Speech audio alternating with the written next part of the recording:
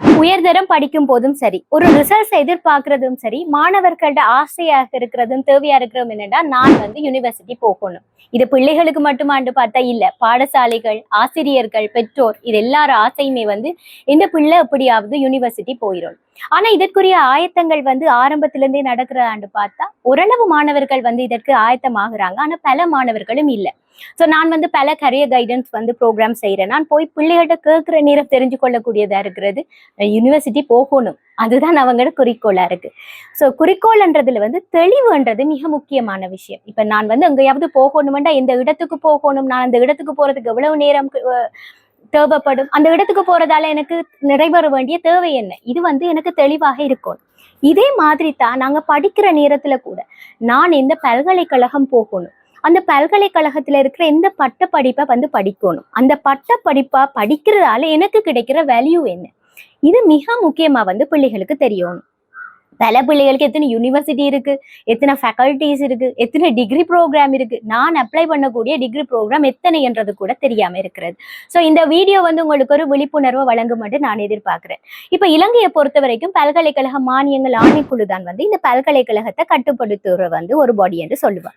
So இலங்கையில 17 தேசிய பல்கலைக்கழகங்கள் இருக்கிறது. திறந்த பல்கலைக்கழகம் உட்பட்டதாக அண்மையில வவுனியா பல்கலைக்கழகத்தை சேர்த்து.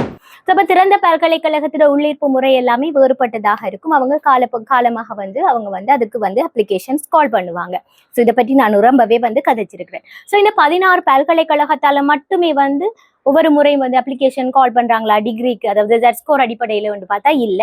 இதை தாண்டி சில இன்ஸ்டிடியூட்ஸ் இருக்கிறது, அதாவது யூஜிசிக்கு கீழே இறங்கி கொண்டிருக்கிற ஒரு பல்கலைக்கழகத்துக்கு கீழே இயங்கி கொண்டிருக்கிற, உதாரணமா கலன் யூனிவர்சிட்டி எடுத்தோம்னா அங்க காம்பஹா விக்ரம் ஆராய்ச்சி இன்ஸ்டிடியூட்ன்றது இருக்கிறது. அவங்க கூட பல டிகிரி ப்ரோக்ராம் கொடுக்குறாங்க. அதே மாதிரி ஈஸ்டர்ன் யூனிவர்சிட்டி எடுத்தா சுவாமி விபுலானந்தா ஈஸ்தெட்டிக் ஸ்டடீஸ் என்ற இன்ஸ்டிடியூட் இருக்கு. அவங்களும் பல டிகிரி ப்ரோக்ராமே கொடுக்குறாங்க. ஸோ இந்த வகையில பல டிகிரி ப்ரோக்ராம் மாணவர்களுக்கு தாங்க விண்ணப்பிக்க கூடியதாக இருக்கிறது.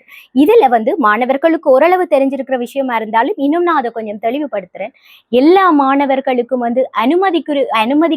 அனுமதி பண்றதுக்குரிய தகைமை கிடைக்கிறதும் இல்ல, தகமை இருந்தா எல்லாருக்குமே யூனிவர்சிட்டி போறதுக்குரிய வாய்ப்பு கிடைக்கிறதும் இல்ல. சோ இப்ப வரைக்கும் பல்கலைக்கழக மானியங்கள் ஆணைக்குழுட வெப்சைட்ல நம்மளால எடுக்கக்கூடிய புள்ளி விவரம் 2022 இலவல எடுத்தாக்கள், அதாவது 2022-23 மாணவர்களுக்குரிய உள்ளீர்ப்பு. சோ அவங்க அதாவது கிட்டத்தட்ட 63 விதமான மாணவர்களுக்கு பல்கலைக்கழகத்துக்கு விண்ணப்பிக்கிற தகைமையை பெற்றிருந்தாங்களா. அதாவது 3 passes இருக்கணும், ஜெனரல் நாலேஜ் மார்க்ஸ் இருக்கும், இப்படி ரொம்ப விஷயங்கள் இருக்கு. அதை நான் தொடர்ச்சியா கதைக்கிறேன்.